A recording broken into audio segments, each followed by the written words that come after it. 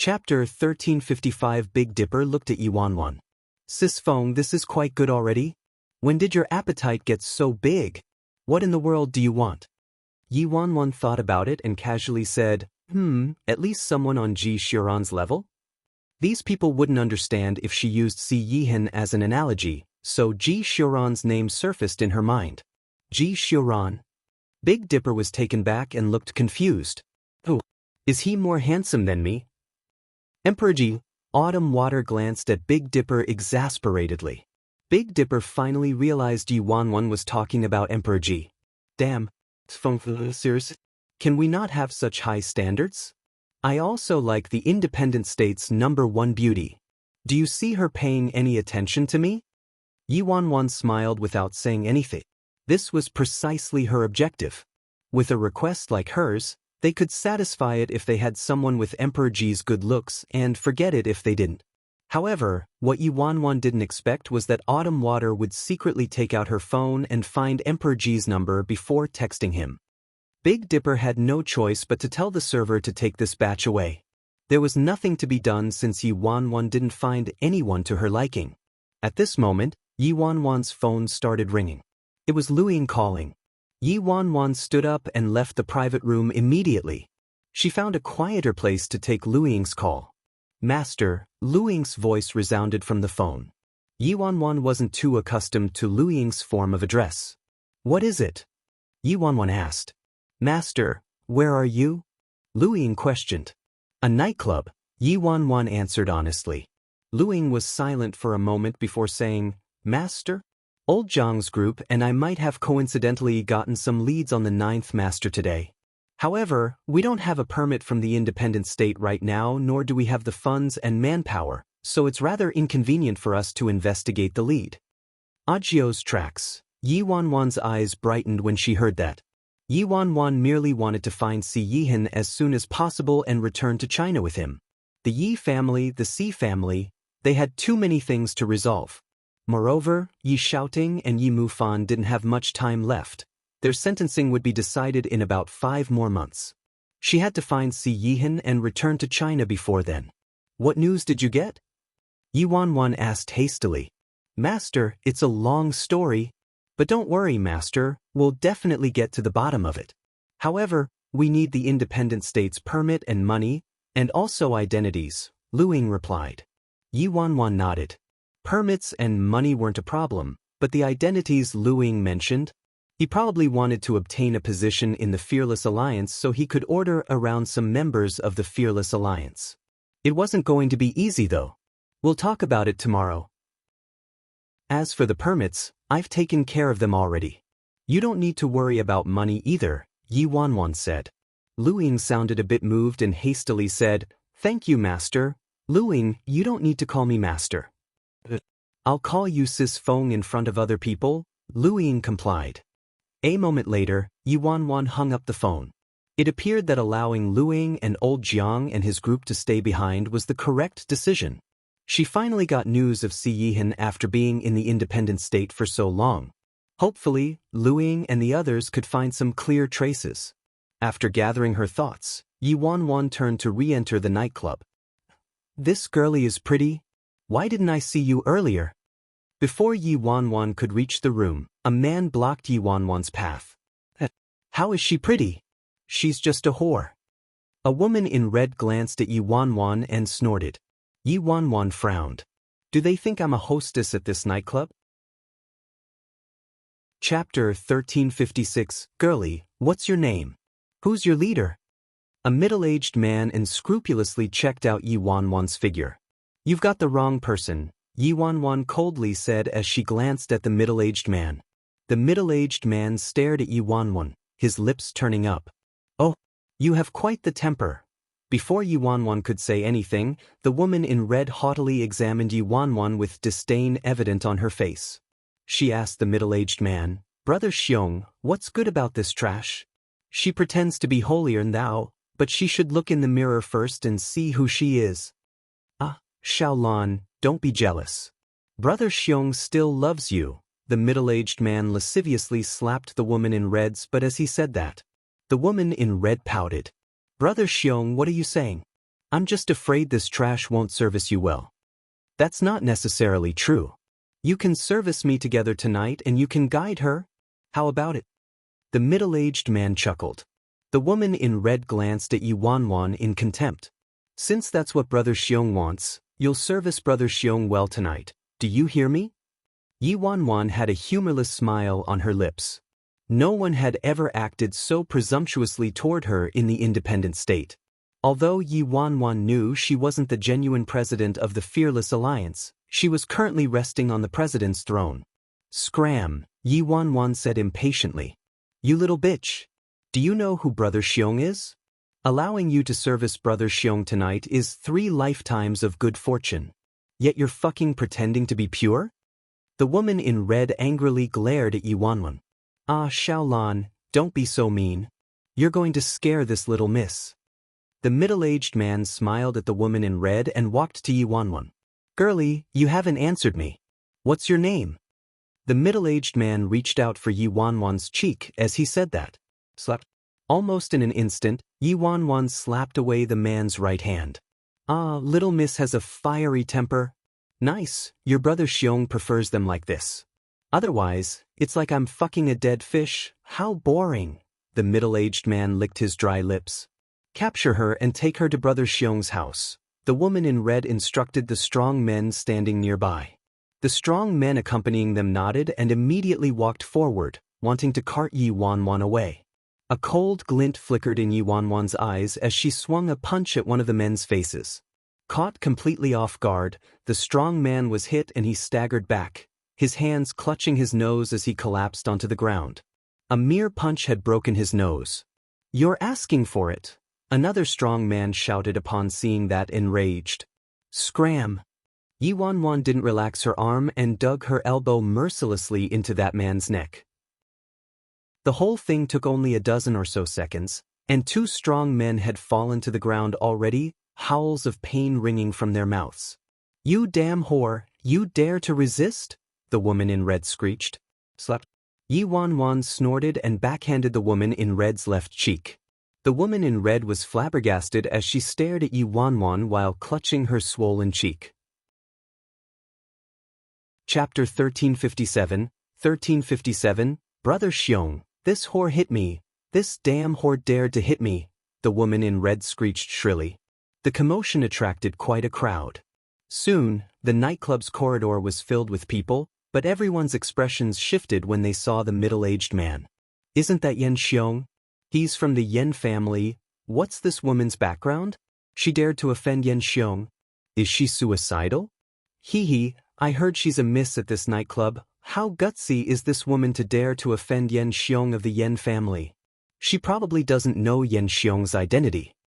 Hee hee, what kind of power is the Yan family? Yan Xiong is one of the higher-ups in the Yan family, and he's never failed to get any woman he coveted. This woman is rather interesting, but her fate will likely be tragic. As gossip bubbled amongst the crowd, Yan Xiong's expression chilled instantly. This damn whore dared to embarrass him like this in front of everyone. This had never happened before. Girlie, don't ignore my kind gesture. I don't care whether you work here or not. You must leave with me tonight. Otherwise, I'll kill your whole family, then let my brothers have their turns with you. Yan Xiong threatened darkly while staring at Yi Wanwan. Slap. However, Yan Xiong's only answer was a merciless backhand from Yi Wanwan. Time seemed to have stopped after Yi Wanwan's slap. Everyone froze incredulously in their spots. A few workers at the nightclub glanced at Yi Wanwan and sneered disdainfully, waiting for a good show. They really didn't know where this ignorant woman who dared to hit Yan Xiong came from. Damn whore, I'm gonna fuck you to your grave today. Yan Xiong roared violently and reached for Yi Wanwan's wrist. However, before Yan Xiong could touch Yi Wanwan, she slapped him again, and he crumbled to the ground in a heap.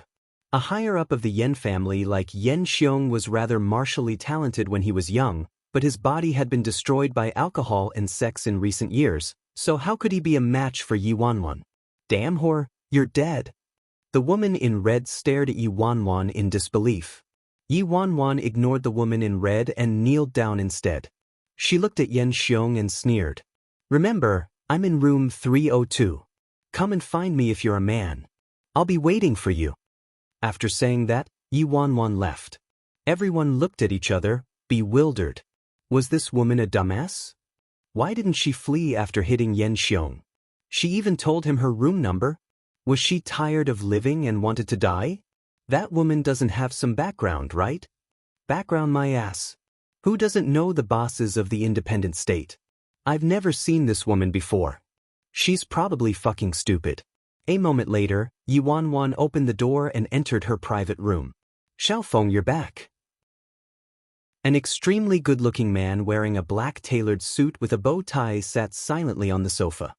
He greeted her with a light chuckle when he saw Yi Wanwan. Yi Wanwan was surprised. Why is Ji Shiran here? Why are you here? Yi Wanwan frowned slightly. She was currently using Bro Flat Top's identity, so she was also Ji Shiran's fiancée. She was at a nightclub looking for amorous affairs, no thanks to Big Dipper, which meant she was caught at the scene by her fiancé? How awkward.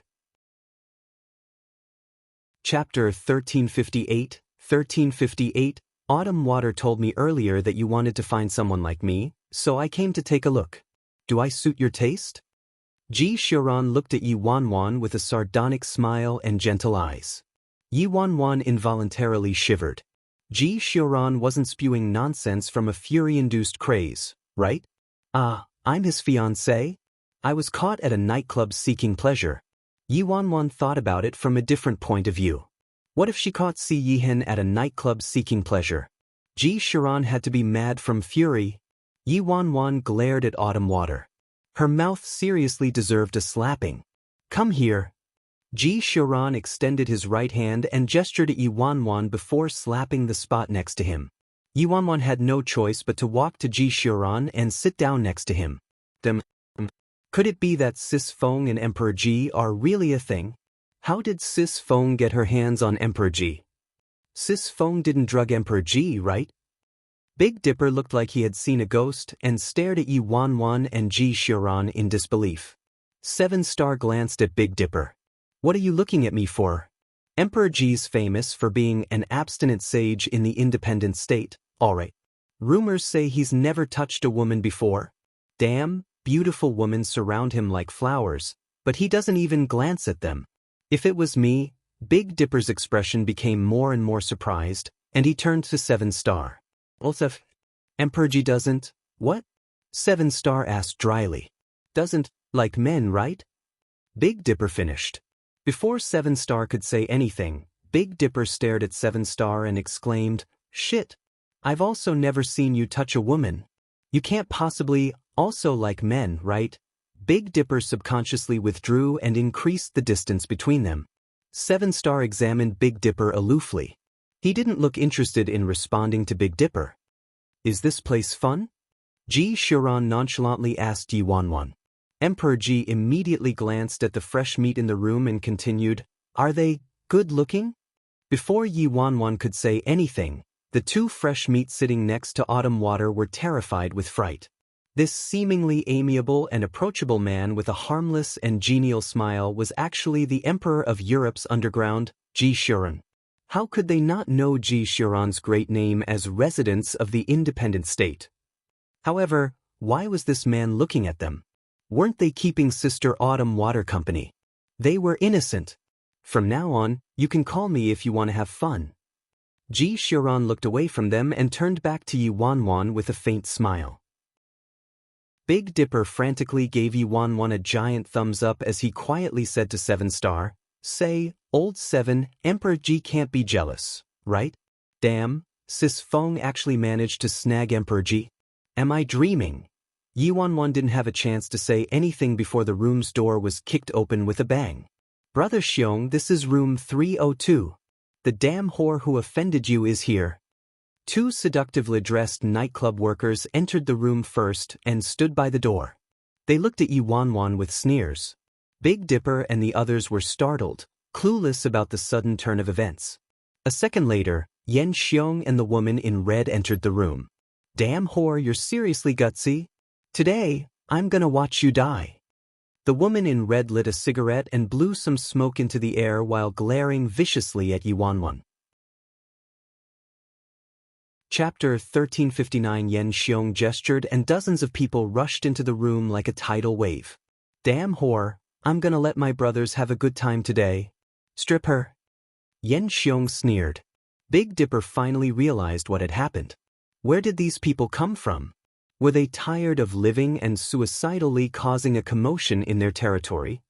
Emperor Ji didn't even glance at the newcomers and merely asked Yi Wanwan, "Are they looking for you?" Yi Wanwan nodded and said, "Just a few blind vermin. I was originally going to spare them." "Why the fuck are you standing there? Strip her already. Kill any nosy punks." Yen Xiong shouted malevolently. Dozens of men in black dashed toward Yi Wanwan. At that moment, Emperor Ji glanced at the men in black. His icy, dark gaze caused them to tremble for some reason. "Mr. Hong, is it? Can you please do me a courtesy and leave?" Ji Shiran lightly asked as he looked at Yen Xiong with a harmless smile. "Oh my, where did this little guy come from? You have rather good looks." The woman in red examined Ji Shiran for a moment before saying, "Brother, be more tactful and get lost immediately. This woman offended our brother Xiong, so she won't be leaving alive unless she gives my brothers a good enough time tonight. I'd like to see how slutty she is. All the unrelated people here except for this woman, get out of my sight. Otherwise, you're all going to die here tonight." Yen Xiong shouted ruthlessly. "Brother Xiong, this damn whore dared to offend you. You mustn't allow her to leave alive. Brother Xiong, you're so benevolent. You're giving this whore a good time before her death." The two seductively dressed workers smiled at Yen Xiong ingratiatingly. Big Dipper and Autumn Water looked at Yen Xiong and his group like they were idiots. Just how ignorant were these people? They could be forgiven for not recognizing them. It was also logical for them to not recognize the Fearless Alliance's Bro Flattop since she was gone for so many years and changed drastically in terms of appearance. However, the fact that they didn't even recognize the freaking Emperor of Europe's underground. "So you won't be doing me this courtesy," Ji Shiran said with a chuckle. Yen Xiong and his group snorted upon hearing that. Did this pretty boy really think he was someone important? Doing him a courtesy? Before Yen Xiong could say anything, a man in a white suit with an extremely grave and stern appearance entered the room. "My lord." The stern man bowed to Ji Shiran. "Skeleton, we can't stop the sky from raining," Ji Shiran said with a smile. The stern man, Skeleton, nodded in understanding. "We can't stop the sky from raining." The corresponding phrase was, "No one can save a person from seeking death." Kill. A dagger appeared in Skeleton's hand out of nowhere. Before anyone understood what was happening, Skeleton disappeared from his spot and the strange sound of a weapon piercing flesh and bones was heard in the next second. A dozen breaths later, more than 10 of the people brought by Yen Xiong had their necks pierced by Skeleton's dagger. The remaining dozen or so people were flabbergasted by this scene. "He's one of the 8 gods under Emperor Ji. Knight Skeleton." "What? Skeleton?" The audience had grown outside the room. Everyone's expressions shifted when they heard Skeleton's name. They were all in disbelief. There were 8 gods under Emperor Ji with combat skills that could be described as freakish. Skeleton was one of them. Chapter 1360. 1360. Could it be that the woman who offended Yen Xiong had some kind of connection to Skeleton? Several audience members' expressions shifted when they thought of that. No wonder that woman acted so arrogantly and disregarded Yen Xiong to that extent. It turned out she knew Skeleton. Yen Xiong's expression also shifted drastically. He dashed out of room 302 within seconds. "Skeleton, you dared to oppose our Yen family for a woman. Did you ask Emperor Ji before doing that? Just wait." Yen Xiong angrily shouted into the room after getting outside. One of the higher-ups in their Yen family knew Emperor Ji Shiran, and that higher-up was coincidentally entertaining an esteemed guest in this very nightclub right now. "Brother Xiong." The woman in red didn't know what to do as she stood next to Yen Xiong. "I'm going to call my 4th uncle over." At the same time, inside room 302, Skeleton looked at Emperor Ji in inquiry. "No need to chase them. Call someone to clean this place up," Ji Shiran said with a faint smile. Skeleton nodded minutely and turned to leave the room. A moment later, he led the manager of the nightclub there. The manager was drenched in sweat when he saw the corpses littering the ground, sweat dripping down like pearls from his forehead. "Clean up this place," Skeleton apathetically ordered. "Wise, Susher, we'll clean it immediately." The manager ordered some servers to carry the corpses out and cautiously clean the entire room, returning it to its original condition before excusing himself and leaving. Seven Star and Big Dipper acted like nothing had happened. They were used to this kind of thing in the Fearless Alliance. Yi Wanwan nonchalantly glanced at Emperor Ji. This man always wore a faint smile no matter what was happening, as though he was a harmless boy next door. However, it was this seemingly gentle man who was the tyrannical emperor of Europe's entire underground syndicates. How could this man be anything but a bloodthirsty character? Everyone was probably deceived by his harmless exterior, but seriously believing Emperor Ji was harmless was likely the stupidest thing to do in this world. The consequence was a devastating attack. "Oh right, come to my house in a few days," Emperor Ji lightly said while looking at Yi Wanwan, his lips tightly sealed about the prior events. Yi Wanwan's expression shifted slightly. Aside from possessing his own power, Emperor Ji was also the heir of the Ji family, one of the four great clans of the independent state. Wasn't telling her to go to his house the same as telling her to go to the Ji residence? However, it seemed logical for a fiancée to visit her fiancé's house, so Yi Wanwan couldn't find any excuse to decline. "Sure, when I'm free in a few days," Yi Wanwan agreed in the end. Ji Xiuran nodded lightly.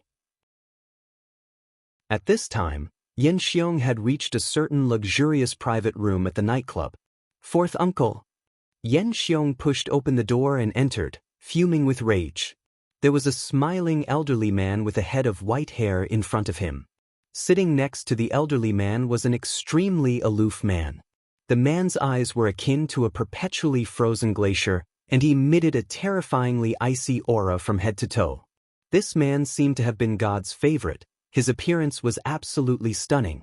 However, because his aura was overly imposing and powerful, people's attention was utterly focused on his aura, and some didn't even dare to look at his face directly.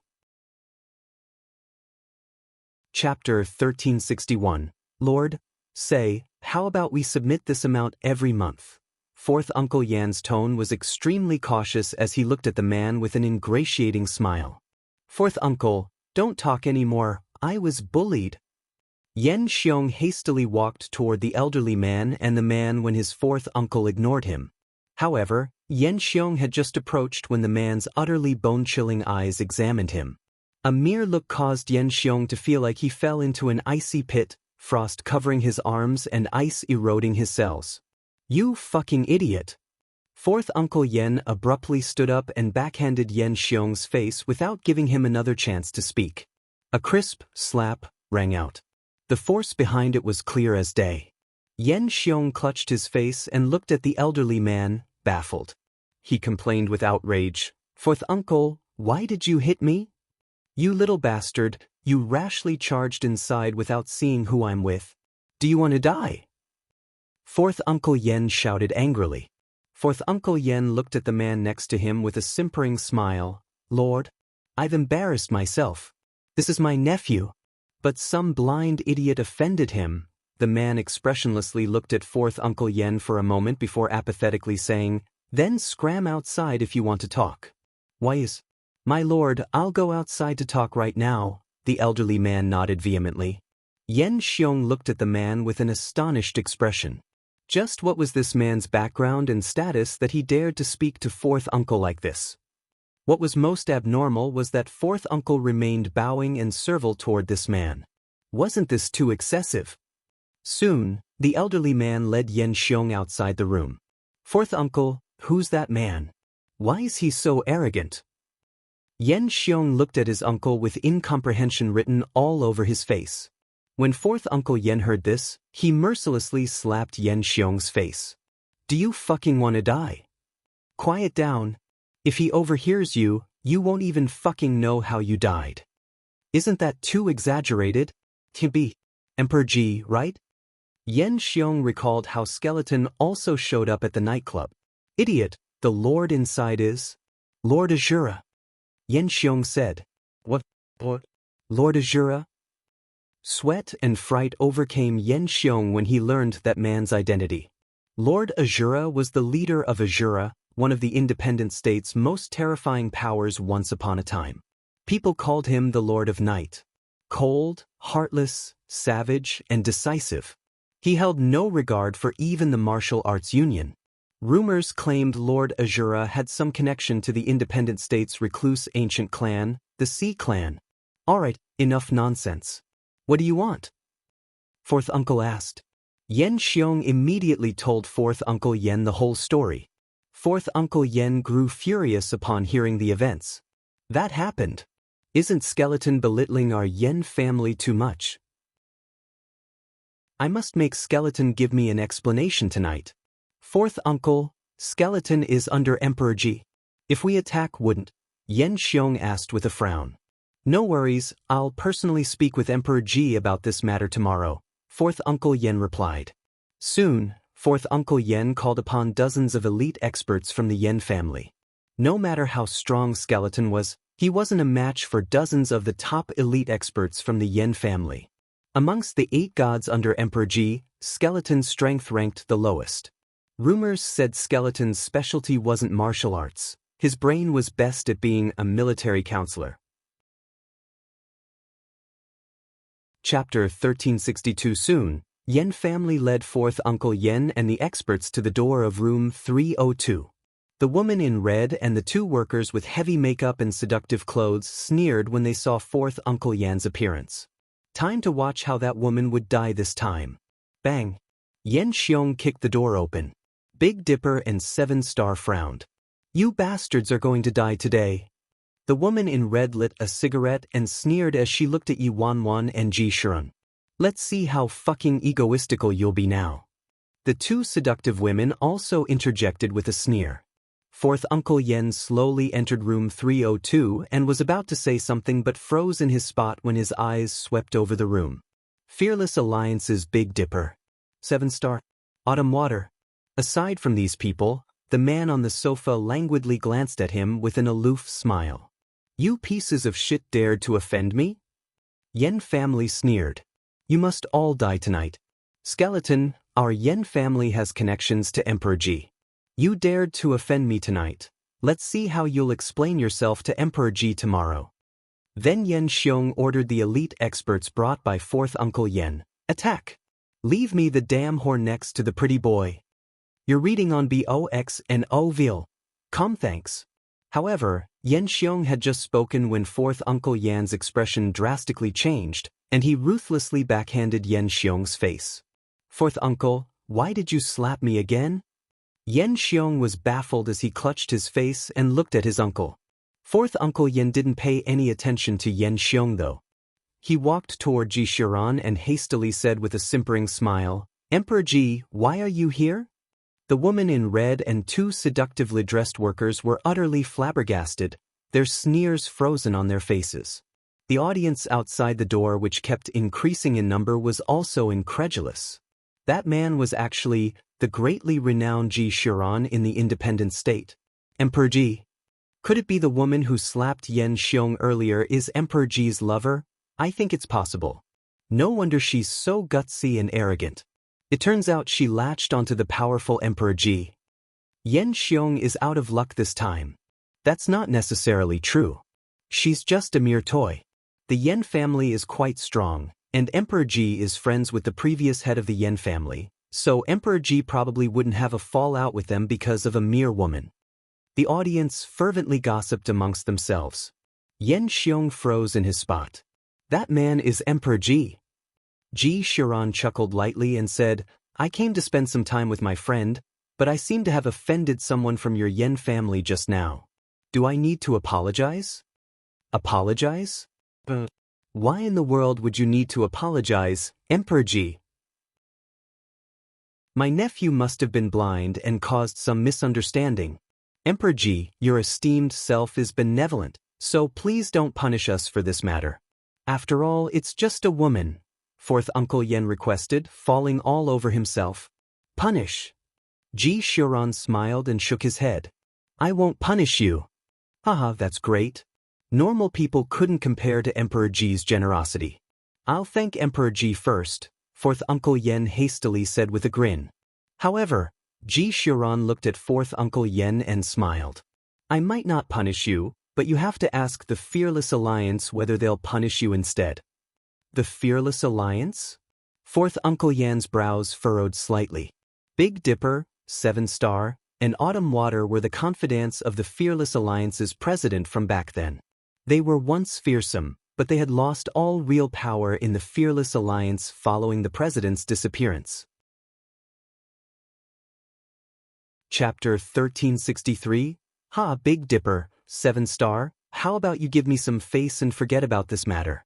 It's all a misunderstanding. You two gentlemen probably wouldn't want to have bad blood with me because of a woman, right? It's just a woman, there's all kinds, fourth Uncle Yen said with a chuckle. Discussion bustled amongst the audience again. Could it be that 7-Star and Big Dipper from the Fearless Alliance also had a thing with this woman? However, it had to be said that this woman's looks were superb, so it would be understandable if she had illicit relationships with those bosses too. Heh, nothing but a high-level whore. In the end, she's still selling herself. The two seductively dressed workers snorted inwardly. The woman in red stared at Yi Wanwan with gritted teeth. She only managed to latch onto Yen Xiong of the Yen family, but this woman actually latched onto Big Dipper and 7-Star from the Fearless Alliance. She seemed to have something with even Emperor Ji. Old geezer, it's pointless to ask us. Talk to Sis Feng yourself and see if she agrees, Big Dipper dryly replied with a glance at fourth Uncle Yen. Sis Feng? Fourth Uncle Yen was startled and reflexively asked, which Sis Feng? What? You don't even recognize Sis Feng anymore? The president of the Fearless Alliance, Sis Feng, Big Dipper said. Bai Feng? Fourth Uncle Yen was astonished. Big Dipper? You're saying President Bai returned? Then where's President Bai? Isn't she before your eyes? Big Dipper pointed at Yi Wanwan. Silence. Dead silent. Not a single sound could be heard inside or outside the room. Everyone's eyes landed on Yi Wanwan. Time seemed to have stopped. The air also froze. Everyone was stupefied. What did Big Dipper just say? The woman who offended Yen Xiong was the president of the Fearless Alliance. Bro Flattop? The woman in red and the two seductively dressed women next to her turned ghastly pale. They had never seen the president of the Fearless Alliance before, but who didn't know Bro Flattop's, Bai Feng's, infamous reputation? BB Bai. But, I'm impossible. That's absolutely impossible. The woman in red crumbled onto the ground like a pile of mud. The two seductively dressed workers also froze on the spot, disbelief covering their faces. President of the Fearless Alliance. Bro Flattop. The smile on Yen Xiong's face disappeared without a trace and was replaced by fear. What the heck did he do? She's President Bai? Fourth Uncle Yen looked at Yi Wanwan incredulously. Bullshit, Big Dipper coldly said. Isn't your Yen family's news a little outdated? How could you not know Sis Feng returned? This. Cold sweat soaked fourth Uncle Yan's forehead. President, I won't take responsibility for this matter. It has nothing to do with me. You probably can't be in charge of it anyway, right? Ji Xiaoran asked the elderly man with a light chuckle. Ji Xiaoran turned to Yi Wanwan. Xiaofeng, how about you let me handle this matter? Yi Wanwan thought it over before nodding. Skeleton, you can give them a taste of their own medicine, Ji Xiaoran told Skeleton with a smile. All right. Skeleton nodded. Since Yen Xiong likes to give women to his favored brothers, then I'll give those 3 women to some normal brothers of mine. Playing with them until they're dead will do. Sure. Emperor Ji chuckled. Chapter 1364. 1364. The woman in red and the 2 workers turned ashen when they heard Ji Xiaoran.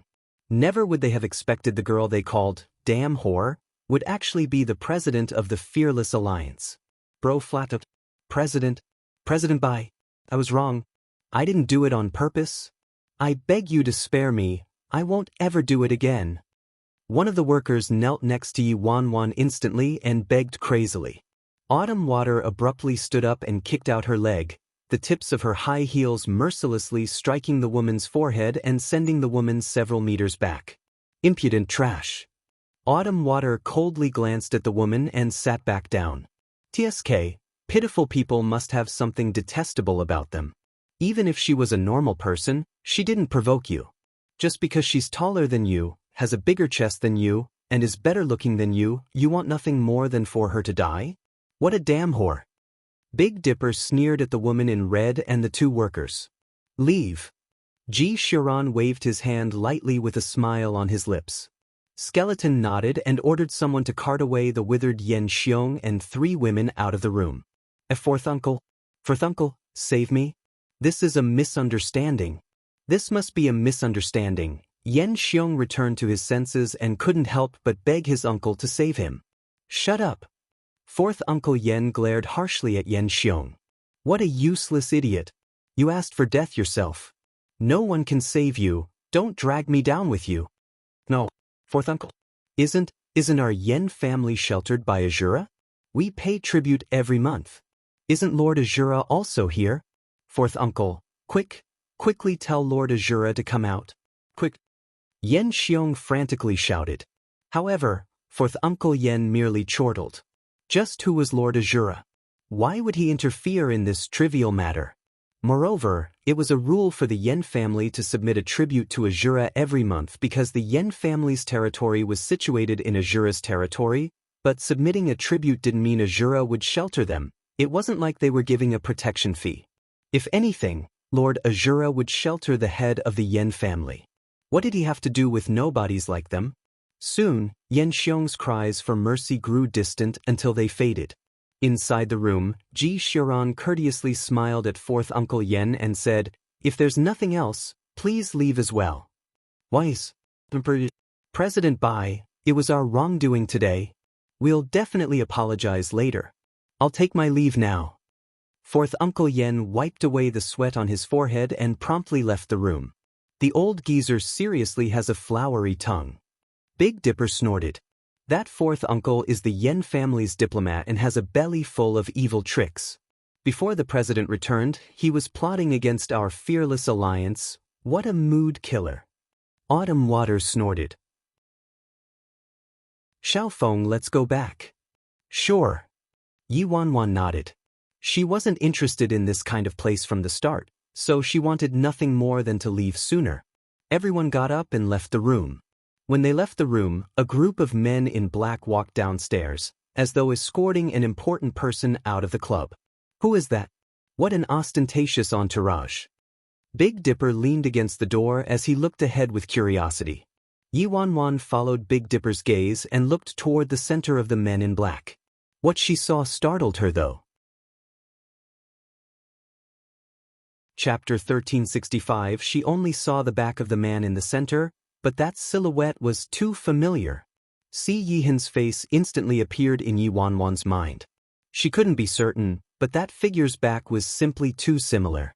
However, if it was really Si Yihan, why would he come to this kind of red light place to fulfill his carnal desires?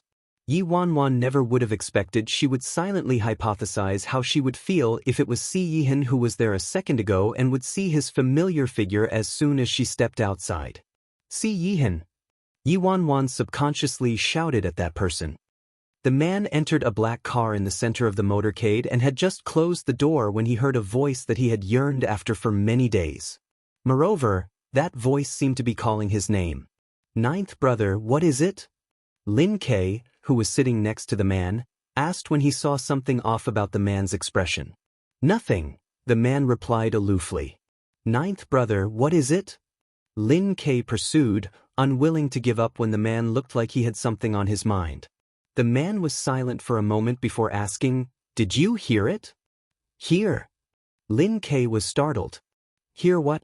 I didn't hear anything. Wanwan's voice, the man said. Yi Wanwan? Lin Kei broke into a chuckle. Ninth brother, have you fallen ill from longing? How could it be Yi Wanwan? This is the independent state, and Yi Wanwan is in China. There are thousands of miles between us. You're overthinking, ninth brother. Perhaps. The man looked at the nightclub through the window. However, that familiar figure wasn't in front of the nightclub. Find authorized novels in Webnovel Faster Updates. Better experience, please click for visiting. Drive, Lin K ordered. The motorcade started moving. Ninth brother, after coming back this time, we've cut off all ties with everything in China. You said it yourself. Can you really let it go? Lin K looked at the man. The man fell into silence and didn't respond. Ninth brother, I know you had no choice in what you did. To protect her, you brought her back to China and even destroyed her memories.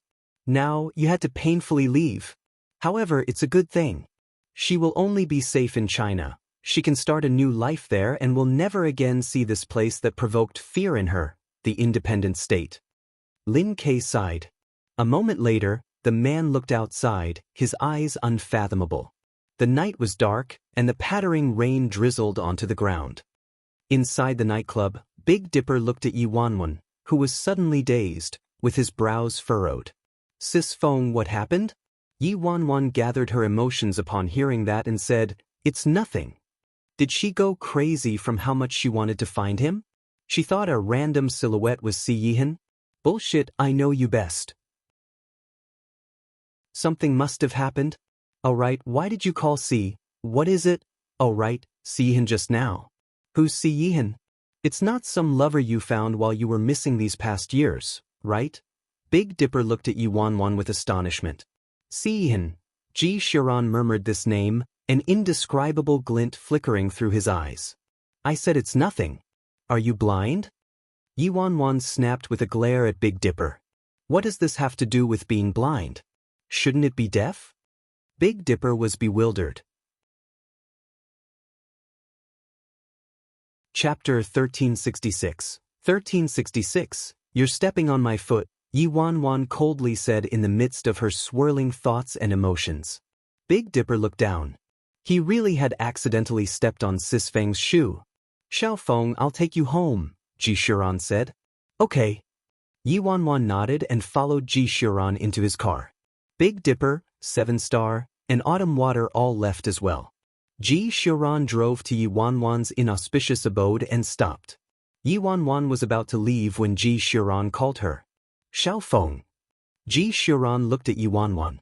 I hope you can distinguish between people you should long for and people you shouldn't long for. Yi Wanwan was taken back.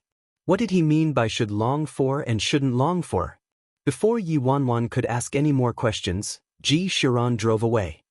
Ji Shiran stopped the car a moment later.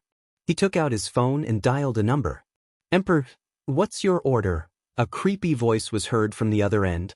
Fiend, look into who was at the nightclub I was at tonight. Look to see if there was someone named Si Yihan. Ji Shiran smiled faintly. Emperor Ji, don't worry, I'll definitely find out for you. Inside the mansion, Yi Wanwan tossed and turned on her bed, unable to fall asleep. The back of that person at the nightclub tonight was seriously too similar to Si Yihan. However, she didn't get any response to her call. She didn't have much time left. She was clueless about the current situation of the Yi family and the Si family. Everything was beyond her control.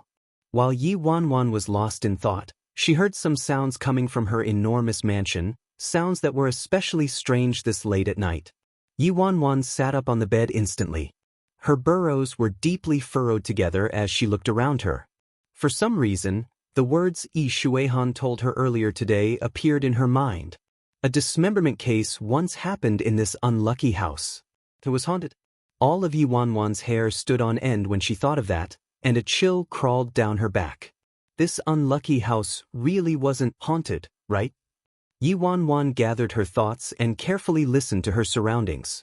A moment later, a squeak was heard, as though the mansion's door was opened and footsteps could be heard from the living room. Yi Wanwan frowned when she heard that. Only humans had footsteps. Since when did ghosts have footsteps? However, Yi Wanwan wasn't absolutely certain. In the dark, Yi Wanwan got out of bed and quietly walked to the door on her tiptoes before opening the door. She looked down at the living room on the first floor from the second floor. This scene sent chills into Yi Wanwan's heart. There were about 7 or 8 men in black with weapons in their hands. They had reached the hall and were heading upstairs silently. There was low visibility at night, so those men in black didn't seem to notice Yi Wanwan. Yi Wanwan immediately recalled how Yi Shuihan said someone tried to assassinate him at his home, but the assassins possibly hadn't gotten the right address. It sounded like a joke when she first heard it, but now. Yi Wanwan couldn't figure out who wanted her life though. She did offend quite a number of people after coming to the independent state. Carefully considering it, it was extremely possible for those old geezers in the Fearless Alliance to want her to disappear completely, especially Third Elder Li Si. Chapter 1367.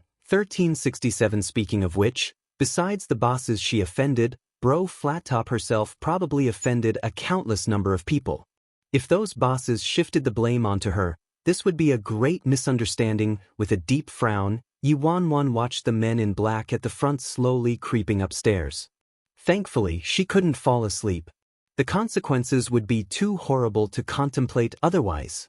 When the men in black were about to reach the second floor, Yi Wanwan suddenly stood up with a cold glint in her eyes. "Bro Flattop," the leader shouted when he saw her. "Your grandfather is here." Yi Wanwan snorted and promptly kicked him. Bang! Yi Wanwan's kick perfectly landed on that man in black's head.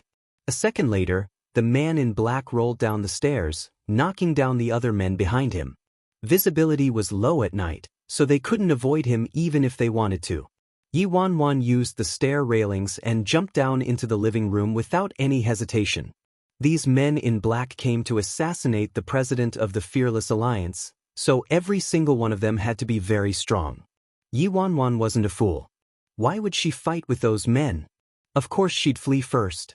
Soon, the leader stood up and was about to say something when he saw the president slipping out the door and escaping the mansion.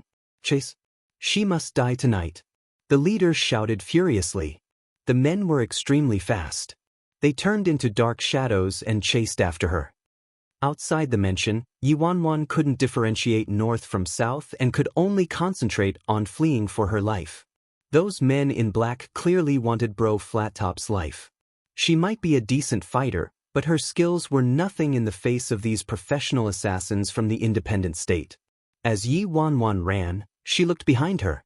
It had to be said that those men in black were extremely fast, at least a couple times faster than her. Yi Wanwan's brows were deeply locked together. These people aren't assassins. They should run marathons instead. Yi Wanwan was getting anxious. Those men behind her were simply too fast. They'd probably catch up to her in a dozen or so more seconds at most. If she really was Bro Flattop, she naturally wouldn't need to be scared. But she was merely a counterfeit. She might not even defeat them one-on-one, let alone 7 or 8 of them at once. She'd be done for if they caught up to her. Death would be imminent. At that moment, Yi Wanwan caught the other side of the street from the corner of her eyes. There was a normal house standing there. What was special about this house was that it didn't have a door. Yi Wanwan's eyes turned cold. Doesn't Yi Shuihan live there? The gears in her mind turned, and she dashed toward the doorless house without any hesitation. The men in black didn't sense anything amiss and followed relentlessly. It was pitch black inside the house. Yi Wanwan couldn't find Yi Shuihan anywhere inside. An ominous feeling rose in her mind. Knight-errant Yi wasn't home. Didn't she run herself into a dead end? She had set herself up as an easy target. "Knight-errant, are you home?" Yi Wanwan shouted. A sound was heard from the sofa in the living room. Yi Wanwan automatically looked at the sofa. Yi Shuihan sat up from the sofa in cartoon pajamas, vicious displeasure surfacing in his eyes from being woken up. However, his appearance merely gave a dazedly cute feeling when paired with his extremely adorable cartoon pajamas. In the next second, Yi Shuihan's gaze landed on Yi Wanwan. "Knight-errant Yi, not good. I just saw a group of men in black sneakily lingering in front of your house. They must have come here to assassinate you. I came to notify you at the risk of my life," Yi Wanwan hastily said as she walked toward Yi Shuihan. Chapter 1368. Yi Shuihan's red eyes glittered with a vicious glint, as though he couldn't tolerate being woken up from his sleep. "Someone wants to assassinate me," Yi Shuihan muttered with a slightly hoarse voice, his eyes glittering. Yi Wanwan nodded vehemently. Yi Wanwan knew she didn't have a solid friendship with piece of shit Yi Shuehan, so he didn't have any reason to help her if she didn't make up an excuse. Anyway, Yi Shuehan already had an assassination attempt last time too, so being targeted another time wasn't too much. Why are you here? Yi Shuehan slowly turned to Yi Wanwan. Yi Wanwan quickly answered, Knight Errant, did you forget? We're neighbors. Yi Shuehan was silent for a moment before muttering, Oh? The men in black charged inside before Yi Wanwan could say anything else. Yi Shuehan's house didn't have a door, so it was incredibly easy to enter. Yi Wanwan hastily ran closer to piece of shit upon seeing them. Knight Errant, it's them. Piece of shit's bone-chilling gaze swept over those men immediately. The men in black were taken aback when they saw the man in cartoon pajamas. This man had pulled his long hair into a ponytail and was wearing yellow cartoon-printed pajamas, as though he was a manga character who walked into the real world. You have helpers? The leader was startled. These men in black had never seen piece of shit before, so how could they have recognized the god in front of them? Why? Piece of shit darkly asked as he stared at the men in black. What why? The leader reflexively replied, baffled. Why did you disrupt my sleep? Piece of shit twisted his neck and walked toward the men with large strides. Before those men in black could react, piece of shit was a hair's breadth away. No one saw how piece of shit attacked, but piece of shit was now gripping one of the men by the neck. The man's feet left the ground as piece of shit lifted him into the air with a single arm. The man whose throat was gripped by piece of shit looked terrified. Is he a monster? You're dead, the leader shouted in rage. However, the cracking of bones resounded just as he finished speaking. The choked man's neck was shattered instantly. After crushing the man's neck, piece of shit released his right hand, and the man dropped to the ground with a bang, dying miserably on the spot.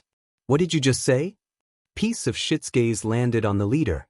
You, sweat soaked the leader's forehead. Just who the hell is this guy? Why is he so terrifying? Attack together. The leader made up his mind a moment later. Regardless of who he was, they had many people on their side. The outcome was uncertain until they started fighting. If they really weren't a match, they could escape. Several men in black charged toward piece of shit after the leader spoke. However, minutes later, 7 corpses were added to the floor. Those men in black didn't have any chance of escaping in the end. Yi Wanwan was flabbergasted. Yi Shuehan was seriously terrifyingly powerful. She couldn't imagine how his body possessed such explosive power. Chapter 1369, 1369. Those men in black didn't seem to have any room for retaliation in front of Yi Shuehan. When will you help me install the door? Piece of shit sat down on the sofa and asked Yi Wanwan. Tomorrow, Yi Wanwan answered promptly. Piece of shit nodded. Money isn't a problem. Install a better door. I don't want to keep getting disturbed. Yi Wanwan's lips twitched. Thankfully, Big Dipper hadn't come to install the door today. Her fate would have been tragic otherwise. Yi Wanwan thought. When Big Dipper installs the door, I gotta force Big Dipper to make a spare key. Since you aren't leaving, do you want to sleep together? Piece of shit lay down on the sofa and looked at Yi Wanwan. Goodbye, Knight Errant. Yi Wanwan turned to leave. After leaving Yi Shuehan's residence, Yi Wanwan didn't return to the unlucky house and went to the office directly. She forcefully dragged Virus and Great White to the mansion with her. Inviting 2 bodyguards to live at her place made her feel safer. Inside the mansion, Virus acted like he'd discovered new land and jumped up and down in the living room, seeming to have inexhaustible energy. Great White yawned and lay on the ground, his large eyes locked onto Virus. A moment later, Yi Wanwan brought Virus and Great White into the master's bedroom. Virus nimbly jumped onto Yi Wanwan's bed immediately, his head leaning against Yi Wanwan's stomach with his limbs placed casually. Without any doubt, this was the clingiest beast she'd ever seen. He didn't have any of the haughtiness that belonged to a beast. Meanwhile, Great White's large body lay horizontally in front of the door like a door god. The next morning at dawn, Yi Wanwan arrived at the office. Yi Wanwan didn't publicize the events from last night. Although she suspected it to be the work of those old geezers, she didn't have any proof. Even if she had proof, it was unrealistic for her to knock those old geezers down with her current power in the Fearless Alliance. Right now, watching and waiting was the best approach. Sis phone. 7-star entered and said to Yi Wanwan, Yen Xiong was killed last night, and the Yen family is outraged. They want the Fearless Alliance and Sis Feng to give them an explanation. The elders told me to call you over for a meeting. I'll be there in a moment, Yi Wanwan replied. 7-star nodded and left the office. After 7-star left, Yi Wanwan frowned. Her first hard battle after coming to the independent state and pretending to be the president of the Fearless Alliance was about to begin. At the Fearless Alliance's peak, the Yen family would be considered insignificant in the eyes of the Fearless Alliance. However, following the president's disappearance, the Yen family developed rapidly over the years and stopped caring about the Fearless Alliance a long time ago.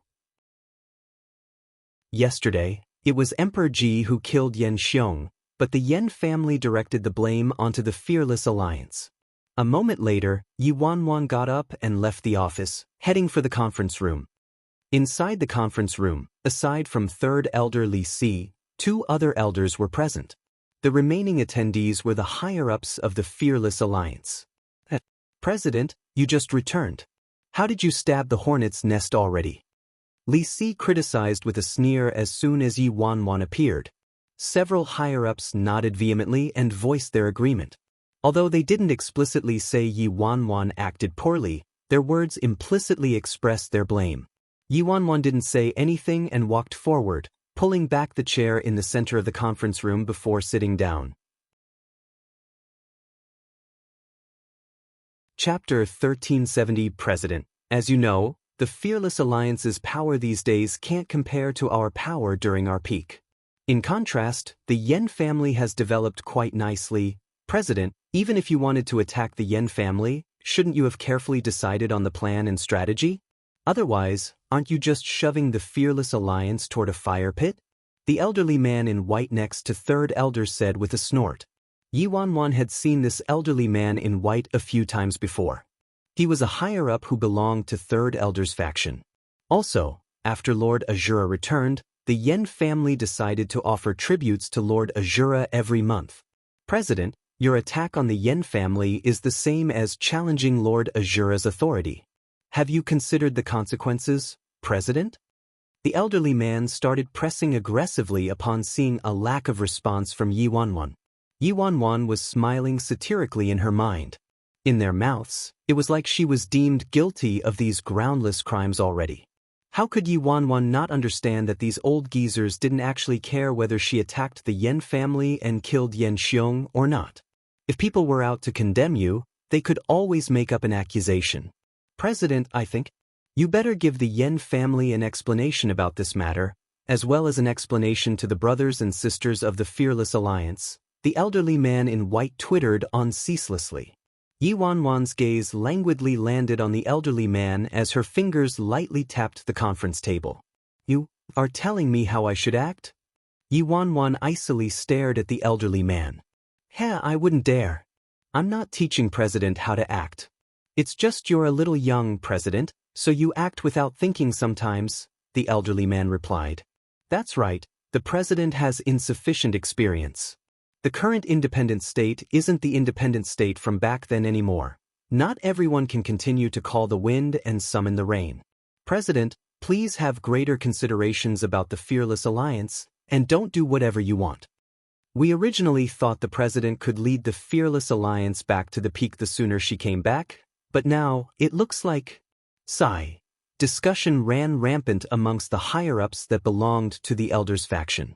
Yi Wanwan ran her eyes across them and was silent for a moment before nodding. She sighed and said, That's right. Everyone's words are reasonable. I haven't reflected enough about the internal affairs of the Alliance after returning to the independent state and the Fearless Alliance. Everyone's reminded me well today. The elders and the higher-ups in their faction were startled by Yi Wanwan's words. She actually admitted her flaws? I created the Fearless Alliance by myself, and many years have passed since then. There doesn't seem to be any new blood inside the Fearless Alliance. I think everyone should know that new blood is necessary for development. Yi Wanwan's lips turned up when she said that. Lu Ying, enter. The conference room's door was opened. Lu Ying and the 5-member mercenary group entered. Sis Feng. Lu Ying respectfully greeted her while looking at Yi Wanwan. When the people inside saw the 6 people, confusion filled their faces. They didn't know what Yi Wanwan wanted to do. President, who are they? Can random strays off the street come in and listen in on such an important meeting? The elderly man snorted with extreme dissatisfaction written all over his face. Yi Wanwan lightly chuckled and said, "Hold your horses." Chapter 1371. These fellows have decent abilities and most importantly, they're all very young, and fit the Fearless Alliance's taste a lot. They're the fresh blood I was referring to, Yi Wanwan continued. Yi Wanwan didn't give them a chance to speak and glanced at the elderly man in white from the corners of her eyes. What's your position in the Fearless Alliance? The Fearless Alliance's Department of Foreign Affairs, the elderly man in white replied coldly. Yi Wanwan nodded and turned to Lu Ying. Lu Ying, are you interested in a position in the Department of Foreign Affairs? Yes, Lu Ying answered. Then from today onward, you'll join the Department of Foreign Affairs. There's no issue with that, correct? Yi Wanwan asked with light chuckle. Sis Feng, there's no issue. Lu Ying nodded. He doesn't have an issue, but I have an issue. The elderly man looked at Yi Wanwan. President, you can't be so rash about the assignment of personnel. Every person in the Department of Foreign Affairs is extremely unique and irreplaceable. Moreover, the Department of Foreign Affairs currently doesn't have any vacant positions. Oh, so you don't have any vacant positions? Yi Wanwan sank into contemplation, her fingers knocking against the tabletop. A moment later, she looked up at the elderly man in white and chuckled gently. Then we'll vacate your position. Yi Wanwan didn't give the elderly man a chance to speak and said to Lu Ying, Lu Ying, you will take over as the head of the Department of Foreign Affairs from now on. Do you have any issue with that? An indescribable glint flickered through Lu Ying's eyes. The status and honor of being the captain of the Xi family's hidden guards in China was no match for even a normal member of the Fearless Alliance in the independent state, let alone the head of the Department of Foreign Affairs. Lu Ying never imagined he could have had this kind of future.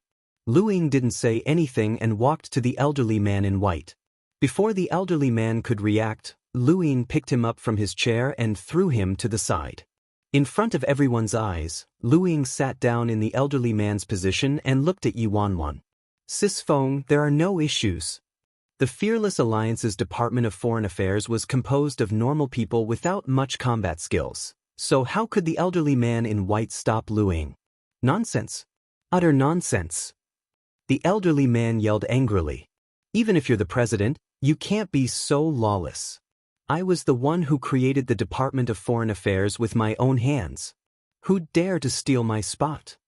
That's right, you can't make a hash of things even if you're the president. What is she doing? Is the president joking? Several higher-ups who had a decent relationship with the elderly man in white immediately piped in.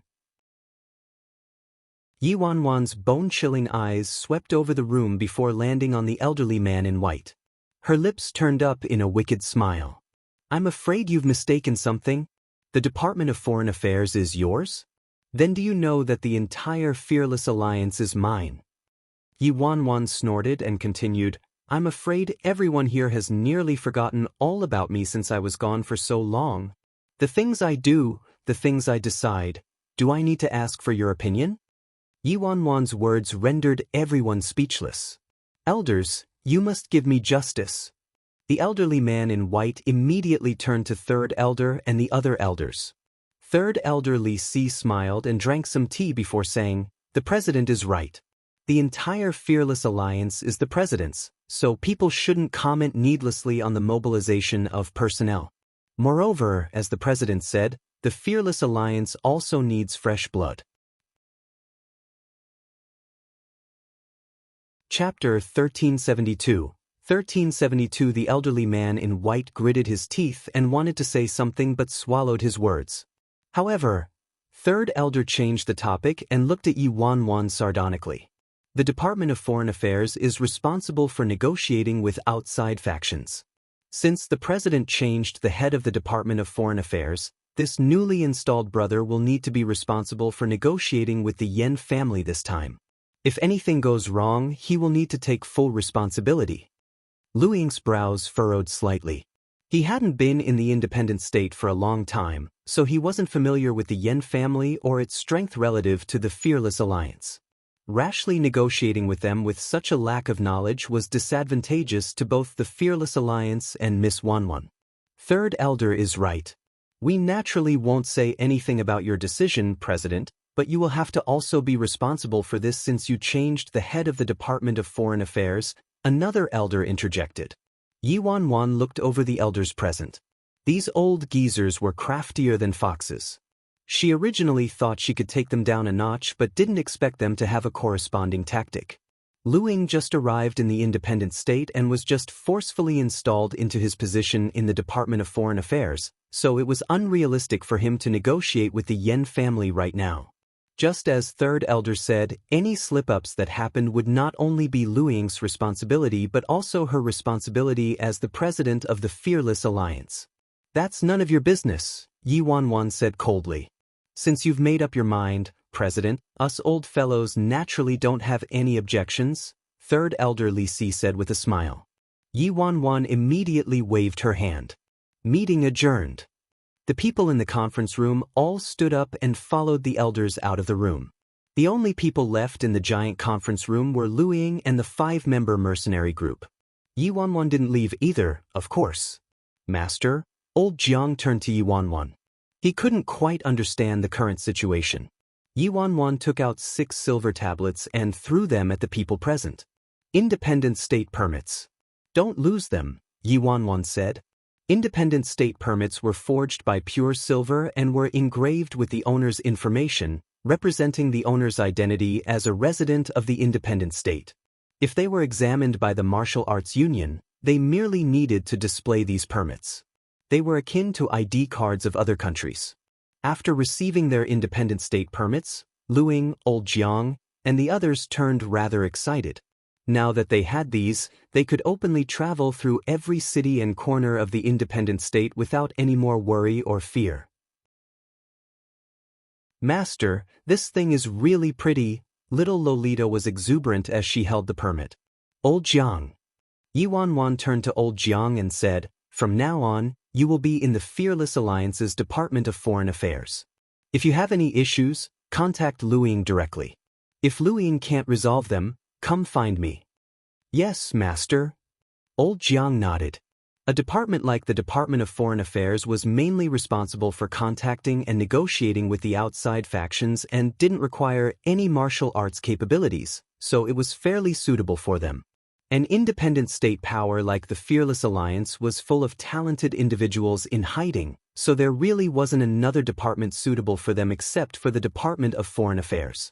However, this didn't mean that the Department of Foreign Affairs had a low status in the Fearless Alliance.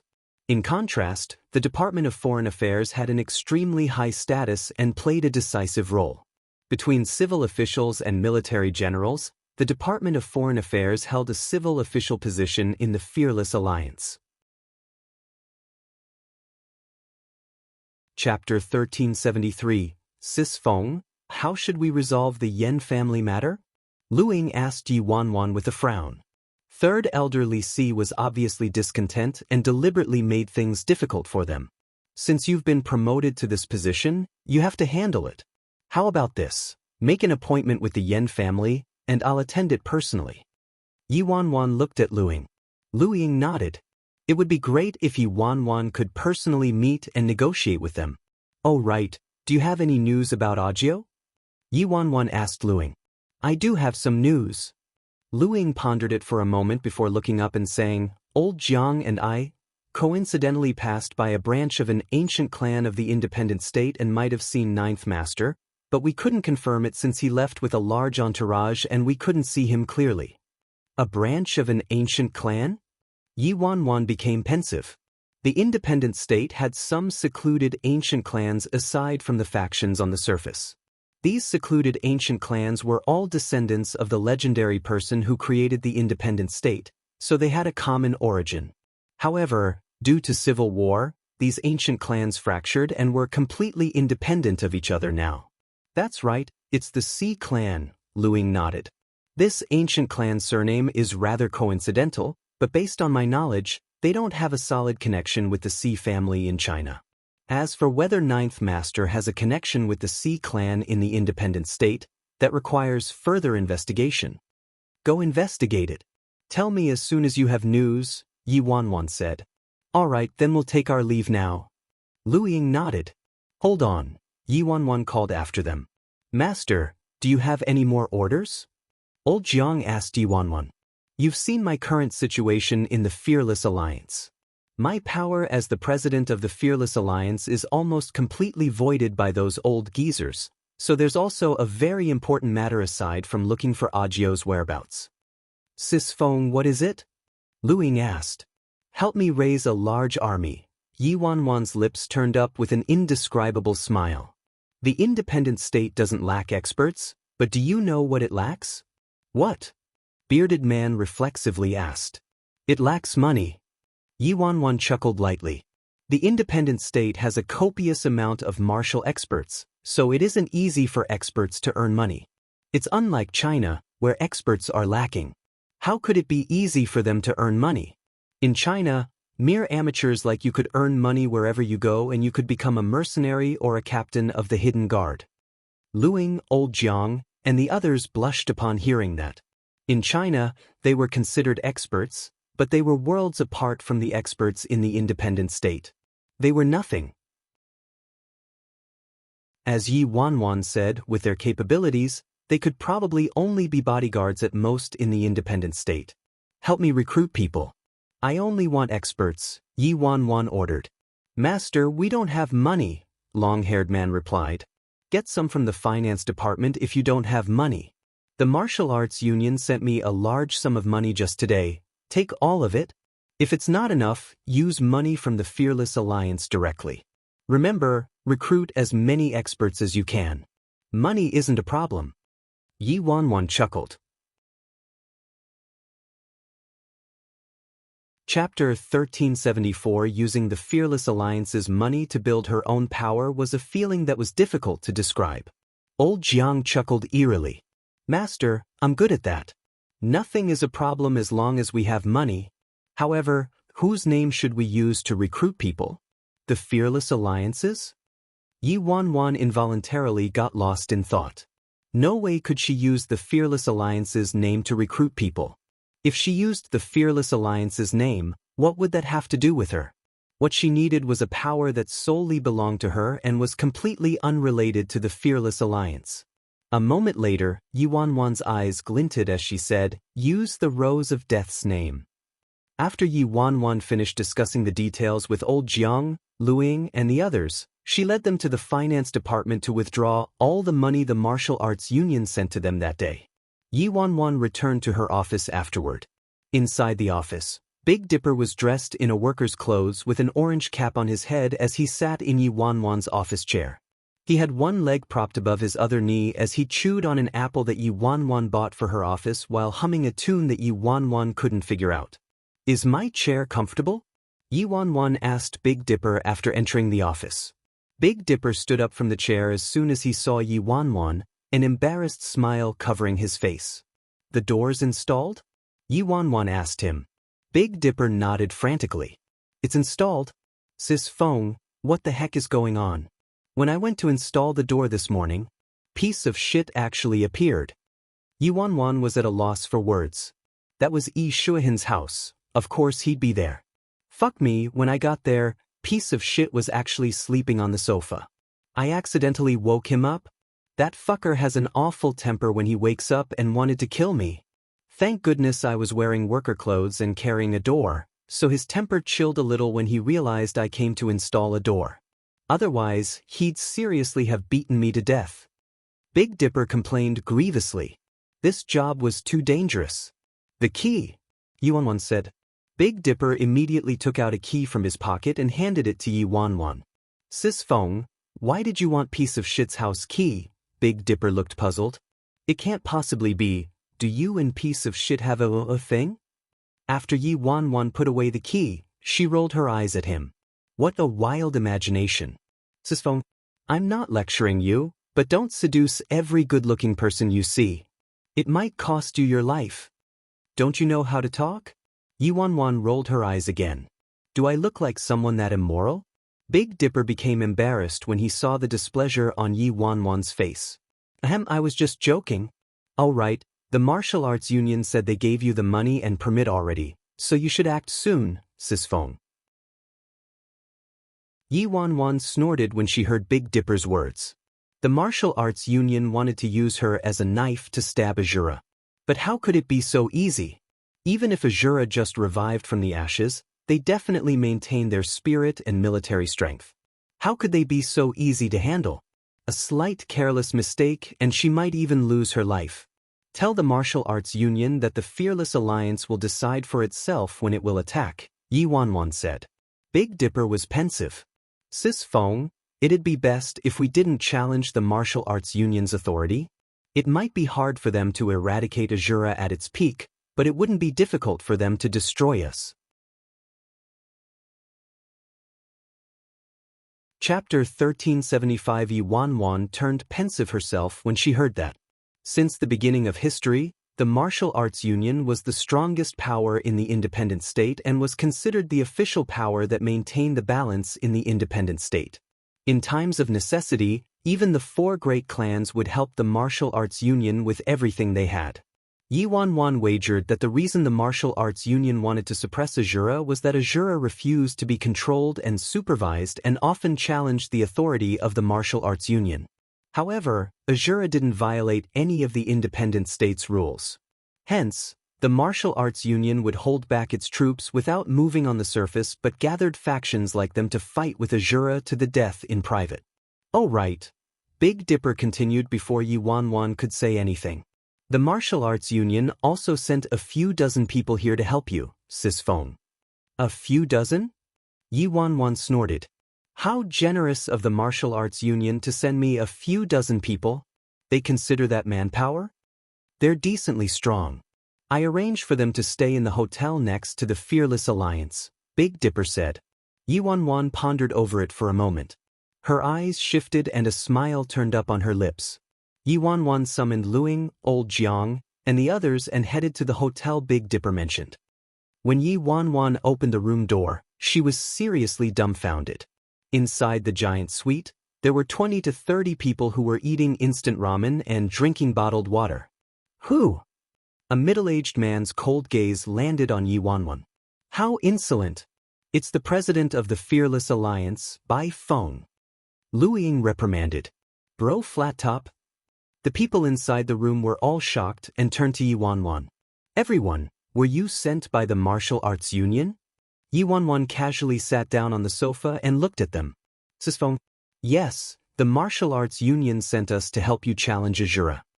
An elderly man in black looked at Yi Wan with a reverent expression. Are you members of the martial arts union? Yi Wan asked. No, the elderly man in black shook his head. This was within Yi Wan's expectations. The martial arts union wanted to get somebody else to do their dirty work for them, so why would they allow their own members to show their faces? After conversing with them, Yi Wan's smile deepened. Most of these people violated the independent state's rules and were criminals on death row imprisoned by the martial arts union. A few of them were outsiders who thought they were strong and wanted to go on an adventure in the legendary prosperous land for martial arts, the independent state. In the end, they didn't have permits, so they were caught by the martial arts union and were imprisoned for several years. This time, the martial arts union released them and promised them a pardon, but they had to help the president of the Fearless Alliance launch an attack on Azura. President Bai, tell us whenever you want to attack.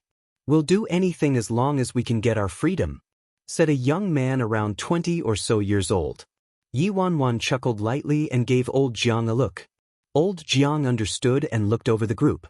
He creepily chuckled and said, Everyone, I respect strong people the most.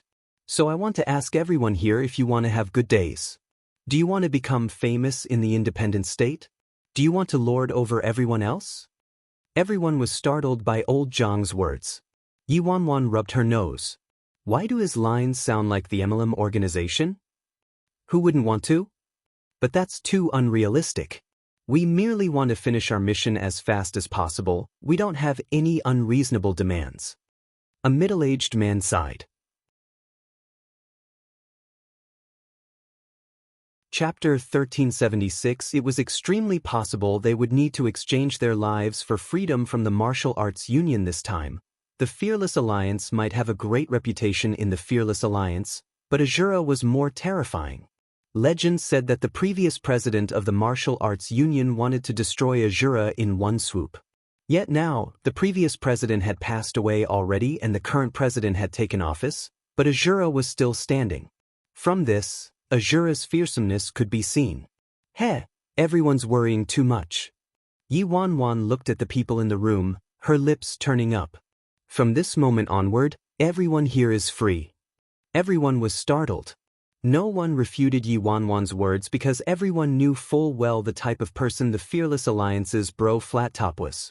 She wasn't afraid of heaven or earth, and there wasn't anyone she didn't dare to provoke in the independent state. However, why would Bro Flat Top offend the martial arts union on their behalf? Old Jiang, tell these brothers our plan. Yi Wanwan chuckled. Old Jiang nodded. Lu Ying pulled Yi Wanwan to the side and quietly asked, Miss Wanwan, aren't you afraid there might be spies planted by the martial arts union in this group of people?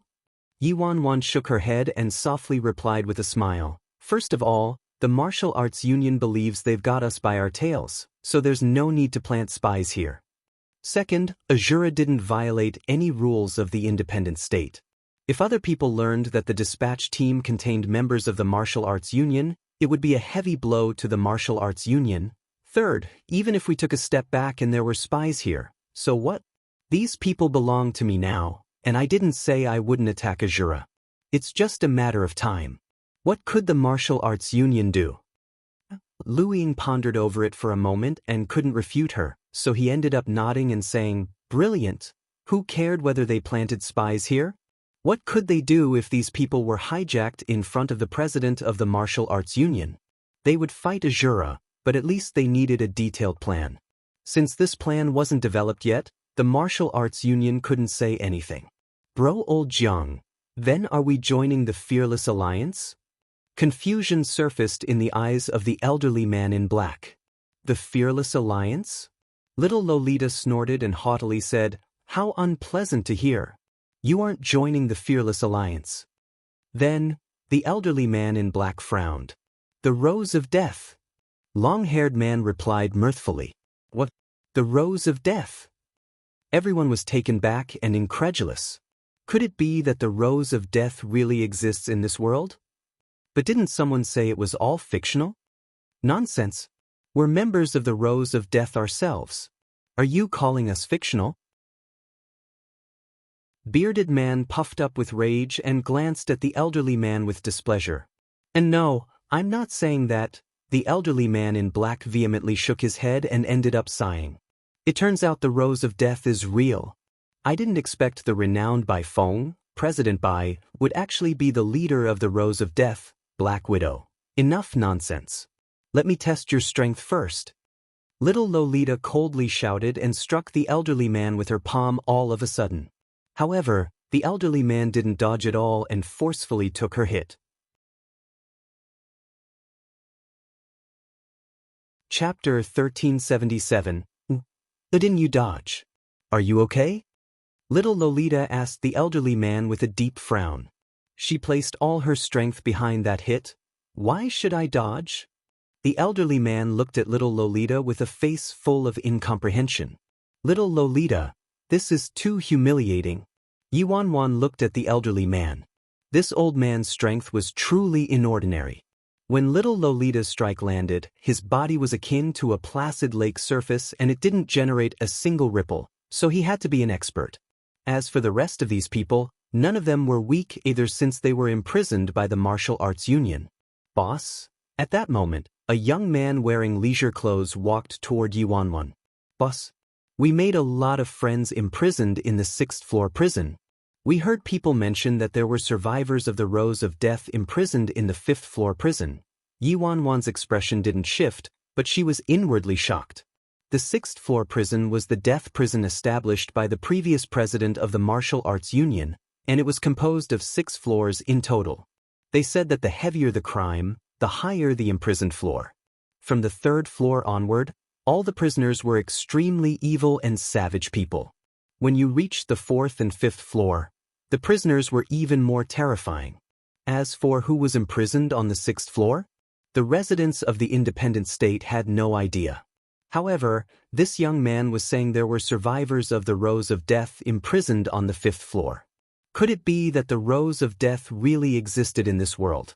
However, didn't Nameless Nye say the rows of death was merely a book mixed with illustrations and was completely fabricated? What was going on? Boss, your Black Widow, and the Martial Arts Union imprisoned our brothers on the 5th floor. We can't sit aside and do nothing.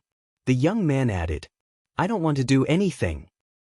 Even if boss really wants to rescue them, she has to consider the plan at length and can't act rashly, the elderly man in black said. What are you afraid of? I can make explosives. A word from boss and I'll make a batch of explosives that can blast open the 5th floor. So easy. Just what kind of people did I just take in? Why does he know how to make explosives? We can't. The independent state has their rules. If even the usage of firearms is prohibited in the independent state, creating explosives, do you want to kill boss? At that time, both the Fearless Alliance and our rows of death would be implicated. The elderly man shook his head. Yi Wanwan involuntarily sighed in relief. Thankfully, there was someone fairly rational here. Then we can kill our way there and rescue them. That place might have tight security, but it's not impossible if the Fearless Alliance and rows of death attack at full strength and rescue our brothers from the 5th floor. The elderly man continued. Enough, Yi Wanwan coldly ordered. I know there are people of mine imprisoned in the 6th floor prison, but you don't need to interfere in this matter. I have a plan already, so I'll naturally rescue the members of the rows of death at that time. Everyone finally stopped the discussion. Old Jiang, tell them the details and rules. After Yi Wanwan finished making arrangements with those people, she left the place with Luing. Old Jiang and little Lolita stared at each other, bewildered. Their rows of death didn't seem to have any rules though? Yi Wanwan originally wanted to have further discussion with Luing about the search for Si Yihan, but Big Dipper called in the middle of it and told her that previous allies discovered she was back and especially came to visit her. Chapter 1378, 1378 Previous Allies? Since they were allies, it would probably be inappropriate if she didn't see them. Helpless, Yi Wanwan was forced to return to the Fearless Alliance with Luing first. Outside the conference room, Big Dipper looked at Yi Wanwan and said, Sis Feng, Trance is here. Trance. Yi Wanwan was dumbfounded. This was the supposed leader of a faction allied with the Fearless Alliance? Although Yi Wanwan heard about Trance from Big Dipper before, she didn't recognize this person at all, so how should she act in this scene? She was nearly acting to the point of numbness. Third Elder and 7 Star are receiving him right now. Sis Feng, go in quickly. Big Dipper said. Yi Wanwan nodded. Can I not enter? Yi Wanwan had no choice but to enter. Inside the conference room, a Western man in a white suit was sitting in a chair. Trance had a thin figure and a fair and clear face, but his sapphire eyes contained a cruel and vicious feeling. Miss Bai Feng, long time no see, but you're still beautiful. Trance stood up and greeted her with a gentlemanly smile. Yi Wanwan's eyes turned as she greeted him. Trance, long time no see. Third Elder Li Si's gaze didn't shift from Yi Wanwan for the slightest second. From start to finish, Li Si never believed Yi Wanwan was the genuine Bai Feng, so he had a chance to test her today. Yi Wanwan walked up and lightly embraced Trance. Although Yi Wanwan wasn't familiar with Trance at all, the two of them did act like old friends who had been estranged for many years. Based on Trance's attitude, she didn't discover anything amiss. President Bai, let's talk business. I sought you out for 2 reasons. First, I've disliked the Yen family for a while and wanted to eliminate them. I heard that the Yen family offended you recently, So that's perfect. We'll each take a portion and get rid of the Yen family together, Trance said with a smile. Yi Wanwan sighed helplessly. She didn't want to provoke the Yen family or work with Trance, but that wouldn't fit with Bro Flat Top style. As for the Yen family's territory, we'll follow our old practice and split it half-half. How about it? Trance continued. Half-half. Yi Wanwan pondered over it for a moment and the smile disappeared from her face. Trance, I never do half-half with people. She remembered that in a conversation with Big Dipper mentioned that when the Fearless Alliance cooperated with other factions, the Fearless Alliance never received less than 60% in the division of benefits, so dividing things half-half? Bullshit. Trance, since you aren't sincere, there's no need to continue our discussion. Yi Wanwan sneered. Third Elder secretly sneered while Seven Star's face was icy. It was so dark that ink could drop from it. Yi Wanwan had been observing Third Elder and Seven Star from the start, so her heart skipped a beat when she saw their expressions. She felt something was amiss about this. President, I'm just joking with you. I'll take 40 and you'll take 60. Don't be so serious, Trance said. Yi Wanwan's expression eased minutely when she heard that. The second thing is, Azura resurged from the dead and wants all the factions in our territory to offer tributes to him on time every month. I'm very dissatisfied by that. It's money I earned, so why should I give them a portion? President Bai, I don't think you'll pay this tribute, right? Trance asked. Chapter 1379, Of course I won't, Yi Wanwan replied. Back then, people from Azura came to the Fearless Alliance to tell Bro Flat Top to pay tributes, and Bro Flat Top immediately killed those people. Yi Wanwan knew about this matter, so how could the real Bro Flat Top possibly pay tributes? Awesome. Then, since there's nothing else, I'll take my leave now. Trance stood up. Yi Wanwan didn't say anything and peered at Seven Star secretly instead. Seven Star's entire body was akin to glacial ice right now, chilling to the bones. Yi Wanwan frowned inwardly. Something had to be off. Perhaps she exposed something due to Trance. Soon, she saw Seven Star turn his phone on and draft a text. Yi Wanwan hastily snuck closer without a sound. Through the mirror in the conference room, Yi Wanwan managed to barely see the contents of the text. This woman isn't Sis Feng. I want her dead. Big Dipper, you've been deceived. The recipient happened to be Big Dipper. She couldn't see the rest of the message clearly, but the first part alone was enough. Crap, Yi Wanwan's heart clenched. She didn't say a single thing wrong since she entered the conference room, so there was no way she exposed herself that way. Moreover, Trance was a real person and wasn't fabricated by Seven Star and Third Elder to test her.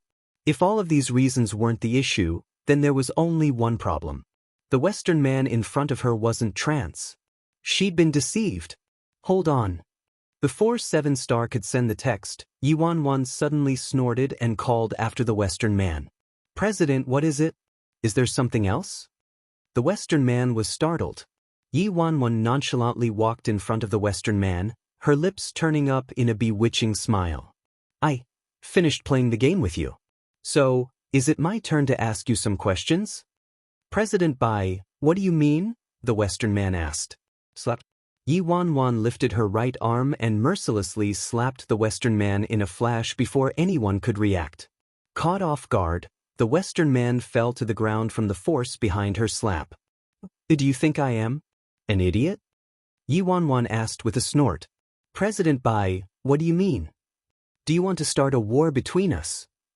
The Western man became furious at once. Someone come! Yi Wanwan shouted angrily. A second later, a dozen or so elite members of the Fearless Alliance entered the conference room. They wore white clothes with the word Fearless written across their backs. Help me ask him why he's pretending to be Trance and his mastermind. If he doesn't confess, kill him, Yi Wanwan ordered detachedly. Before the Fearless Alliance members could do anything, the Western man furiously shouted, What rubbish are you saying? I'm Trance. You're Trance? Yi Wanwan snorted. I've known Trance for so many years, but how come I didn't know Trance turned into a Westerner? When Yuanwan said that, the smile on third elder's face froze and astonishment appeared in Seven Star's eyes. Yuanwan relaxed upon seeing that. Very few Westerners were in the independent state, so how could the leader of a faction that could rival the Fearless Alliance be a Westerner? Just now, Yuanwan suddenly recalled that the independent state's xenophobia was highest compared to all other places. So how could they allow Westerners to become so powerful here? She didn't think deeply about this before, but there were many unreasonable holes after some contemplation. Hence, she made a bet. She bet Trance was Asian. This was a grand gamble. The winner would live and the loser would die. In the end, she won the gamble. Third Elder and Seven Star's expressions were the best proof. Chapter 1387. Star looked at Yuanwan with a pensive expression. He originally wanted to use this meeting to test this woman, but he didn't expect her to know Trance was Oriental. Trance was very mysterious in the independent state, and very few people had seen his real face, so most people thought Trance was a Westerner. Even Seven Star himself didn't know Trance was Oriental until today. Hence, Seven Star arranged for a Westerner to act and test Yuanwan. "Sis Feng," Seven Star lightly called out. "What is it?" Yuanwan feigned a lack of awareness and glanced at Seven Star. "Nothing," Seven Star mumbled with mixed feelings. Before Yuanwan could say anything else, a burst of icy laughter was heard outside the door, and Yuanwan reflexively turned around. A man in a black suit, around 30 or so years old with a mature gentlemanly aura, entered Yuanwan's vision. "Miss Bai, it's been 7 or 8 years since we've seen each other, but you've become even prettier. If we were on the streets, I'm afraid I wouldn't have recognized you, old friend." The man had an extremely powerful presence and casually sat on the side after entering, calmly examining Yuanwan. Yuanwan's brows furrowed. This Asian man in front of her was probably the real Trance. "What's going on?" Yuanwan coldly asked the man. "Nothing. You left the independent state for 7, 8 years and suddenly returned with a different appearance, so I naturally needed to see whether you were the real by phone. If it was just a stray dog pretending to be you, wouldn't that be bad?" The man continued with a smile. "Moreover, your subordinates seemed a bit suspicious too, so isn't it good for me to help you prove yourself to them? You should thank me instead." When Third Elder heard that, his expression darkened instantly. There were only a handful of people in the independent state who knew Trance was Asian. Since this woman knew Trance was Chinese, could she really be by phone? Third Elder calmly walked out of the conference room immediately. "Go. Start investigating the Zhou family. I don't care whether you infiltrate them from the inside to scout or use forceful methods. Find out this woman's background." Third Elder Li Si ordered his subordinates. The youths nodded and turned around to leave with their orders. "Third Elder, since you're certain that woman is a fake, why don't you kill her directly? Why must you investigate it thoroughly?" A young man asked Third Elder with confusion on his face. This matter isn't as simple as you think." Third Elder snorted and disdainfully said, "Ever since the president disappeared, the Fearless Alliance fractured completely. Do you think there's anyone in the Fearless Alliance besides Big Dipper and those idiots who believe she's the genuine president?" "Third Elder, you mean?" The young man was startled. The current Fearless Alliance has already been divided into several major camps. Aside from Wenziren's camp, there's also First Elder and Second Elder's individual camps. The relationships involved are complicated and twisted. Every camp wants its own people to become the president. The reason no one does anything about that woman is because every camp wants to use her as a puppet and use her identity as the president to create a balancing effect, Third Elder darkly analyzed.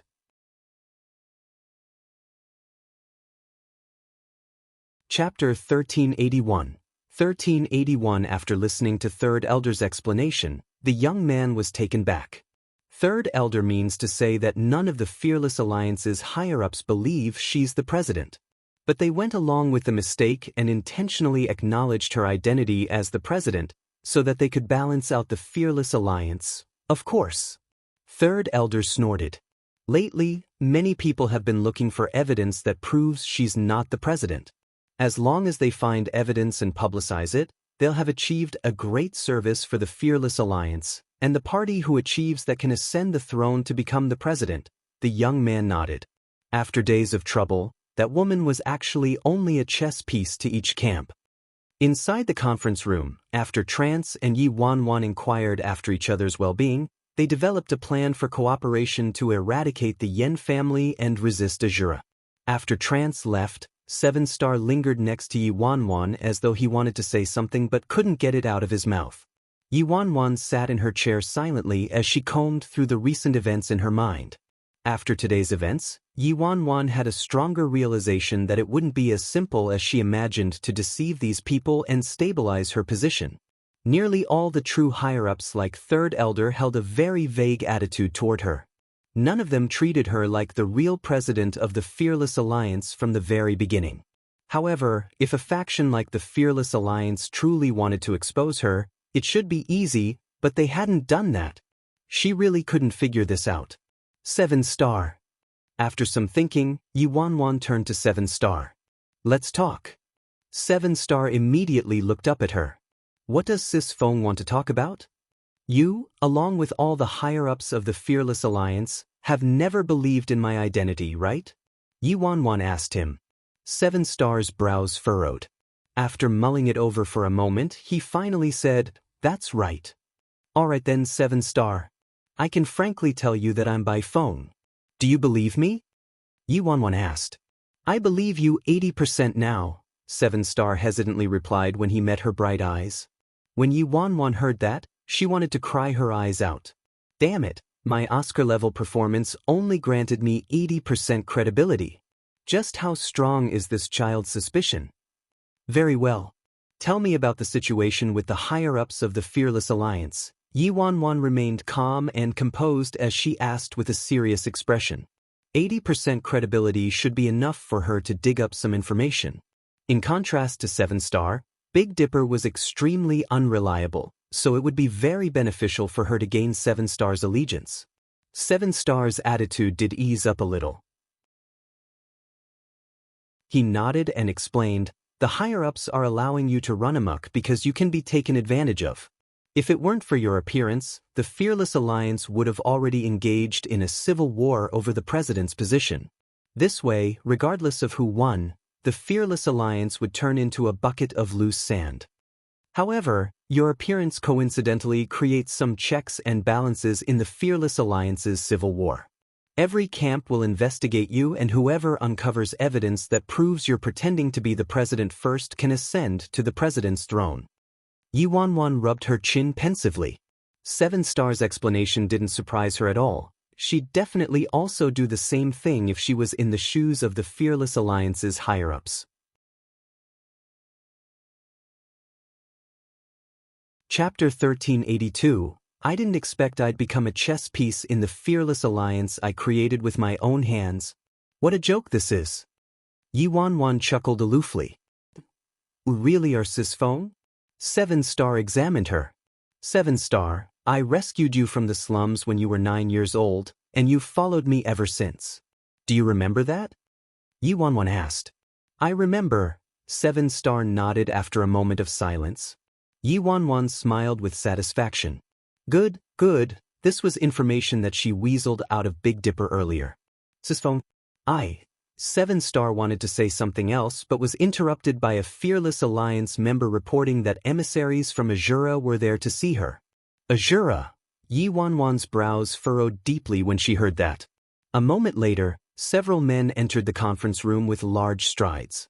The leading man cupped his fists toward Yi Wanwan and greeted her, "President Bai, it's an honor to meet you. What does Azura want from us?" Yi Wanwan asked coldly. President Bai, our Lord Azura won't seek retributions for past events. However, as a group situated in this territory, the Fearless Alliance has to pay half their profits as tribute every month. This is the rule. I think you should understand. The leading man declared with a haughty expression. What a joke. Yi Wanwan shot up instantly and stared at the Azura members. Her expression became harsh as she said, "You should look into what kind of person I, Bai Feng, am. I only accept tributes. No one has dared to demand tributes from my fearless alliance. Yi Wanwan glanced at the emissary sardonically and sat on the sofa with her ankle on one knee. What do you think of this? From now on, your Azura will hand over half of your revenue every month to our fearless alliance as tribute. What did you say? The leading man's face was dark and full of disbelief. He never would have expected Yi Wanwan to say such a gutsy thing. Go back and tell Lord Azura that if he wants a tribute, he should come see me himself. You better not make me say that a second time. I think you should know the fate of the people from Azura who came to obtain tributes back then, Yi Wanwan threatened icily. After fumbling around for so long, she was now a professional imitator of Bro Flat-Top's speech and style. All right, I'll bring President Bai's words back to Lord Azura, but you'll have to take responsibility for the consequences yourself, President Bai. We're leaving. The leader waved his hand with clenched teeth and led his lackeys out of the room pompously. At the same time, in the forbidden zone of the independent state, in an independently standing hall, on the chief's seat placed in the center of the hall, there was a man dressed in a black suit with icy eyes that never seemed to melt. His powerful aura sent people trembling. Beneath him, a brunette in a suit looked up at him and said, "Heh, the Fearless Alliance's guts are truly the same as before. They dare to sprout arrogant nonsense and demand Lord Azura personally see her? Master, since Bai Feng is so imprudent, let's issue Azura's garrote order. I wager it's been a long time since the independent state has seen our Azura's garrote order." The man sitting in the chief's seat didn't speak for a long time. A while later, he coldly ordered, "Dismissed." "My lord, then the Fearless Alliance," a middle-aged man beneath him asked with a dissatisfied frown.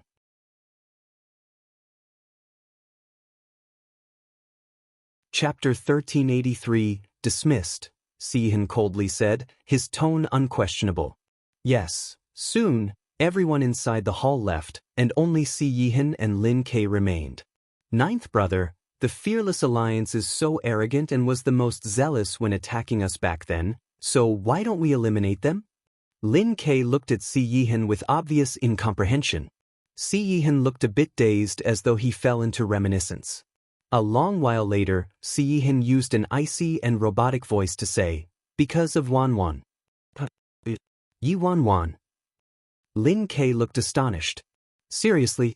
Ninth brother, what does Yi Wanwan have to do with the Fearless Alliance?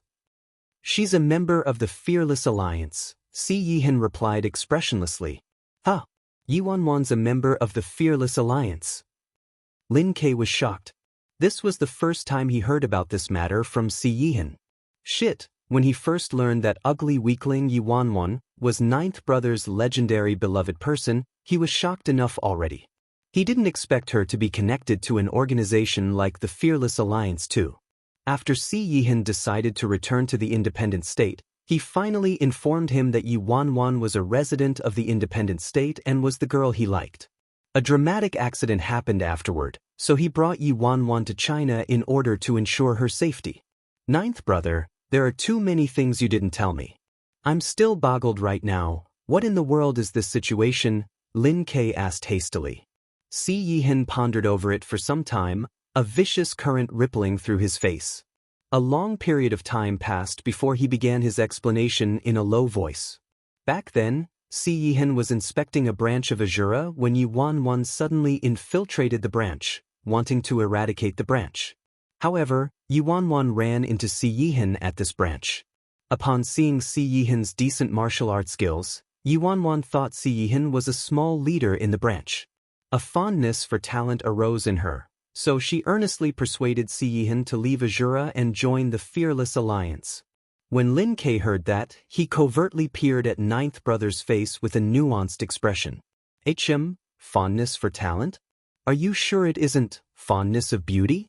For the next 2 months, Yi Wanwan would sneak into the Azura branch to look for Si Yihan nearly every day, thinking of all sorts of ways to poach Si Yihan to the Fearless Alliance. Si Yihan turned pensive for a moment when he spoke up to this point as though his memories were replaying in front of his eyes. So, Yi Wanwan is a member of the Fearless Alliance? Lin Ke asked. Probably, Si Yihan dryly replied. Damn, that girl is simply... She could follow anyone but just had to follow someone like by phone. However, that girl is really something. What eyes does she have? She actually thought you were a small leader of a branch of Azura.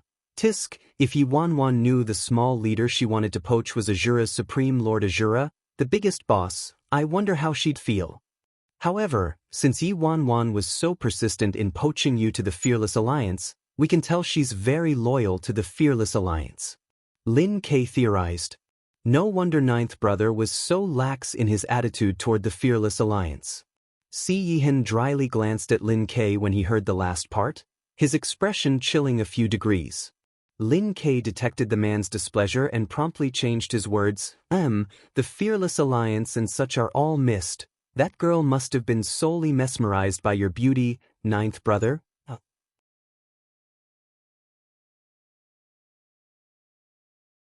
Chapter 1384. 1384. Then Lin Ke asked curiously, Ninth Brother, since Yi Wanwan is from the independent state, where's her home, who are her parents, and what's her name?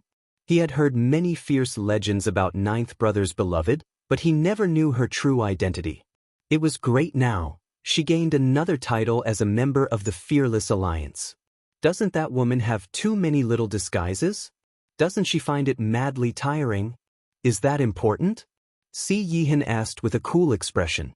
Wanwan never told him her true name or background, but he didn't care. Fine, forget it if you don't want to say it. What happened later? Lin Ke's eyes were starry-gazed as he eagerly showed concern for his Ninth Brother. It was so rare for Ninth Brother to be willing to tell him this. It was simply a once-in-a-blue-moon opportunity. However, Si Yihan didn't say anything else. His expression merely turned colder and lonelier. When that girl who appeared out of nowhere completely dominated his life, when they even broke through that last barrier, she suddenly disappeared for 10 or so months without a trace, as though she evaporated into thin air. During that period of time, he kept searching for her, but when he found Yi Wanwan, it was the start of that calamity. The scene that day surfaced in Si Yihan's mind again. Yi Wanwan's entire body was covered in vermilion blood, as though she had crawled out from purgatory. If it weren't for him coincidentally finding her, she probably wouldn't have survived. Every time he thought up to that point, immense fear would grip him. His body of injuries was also due to that calamity. After Yi Wanwan woke up from her serious injuries, she was unwilling to say anything and merely kept begging Si Yihan to take her away from the independent state. She never wanted to come back. And so, he disbanded Azura and brought her back to China. However, after arriving in China, he had no idea what happened to her, but Yi Wanwan was in so much pain every day that death was better than life to her. She madly punished herself and would wash her face with tears, even showing an inclination for self-harm. In the end, Yi Wanwan begged Si Yihan to erase all her memories. Si Yihan didn't agree with this preposterous suggestion at first, but as her situation grew worse and worse, he simply couldn't continue to watch her suffering in that much pain. Finally, Si Yihan made up his mind and used the method of memory masking to erase all of Yi Wanwan's memories from the independent state. It was to end her pain and also to protect her safety. This time, Si Yihan only returned to the independent state because of his mother. Si Yihan's mother threatened him that if he didn't return, she would publicize Yi Wanwan's whereabouts to the entire independent state. At that time, everything he protected so bitterly would go down the drain. If he wanted to use the Si family's power in China to protect Yi Wanwan, it would simply be a fairy tale. In the end, Si Yihan had no choice but to relent and return to the independent state. If he laid down his sword, he wouldn't be able to protect the one he loved. If he clutched his sword, he wouldn't be able to embrace the one he loved. Si Yihan's dark and unfathomable eyes slowly turned to the outside of the hall. Since Azura had returned, he would allow this world to dance in his palms. Lin Ke looked at Si Yihan with a bewildered expression. Just what kind of frightening calamity and power was it that even Si Yihan couldn't prevent it? No matter what, the old king had returned. Inside the Fearless Alliance, shortly after the Azura emissaries departed, another message came. Lord Azura was holding a conference, and all the nearby major factions would participate in it. This time, They also invited the president of the Fearless Alliance by phone. This conference called by Lord Azura would be held 3 days from now. You're tuning in to the Passion Pages YouTube channel. We're so grateful for your support, and don't forget to subscribe to join us on this incredible journey through captivating stories. Your generosity through donations truly makes a world of difference, as it's the primary source of revenue that allows me to expand and enhance this channel for you. Thank you from the bottom of my heart for being a part of this adventure.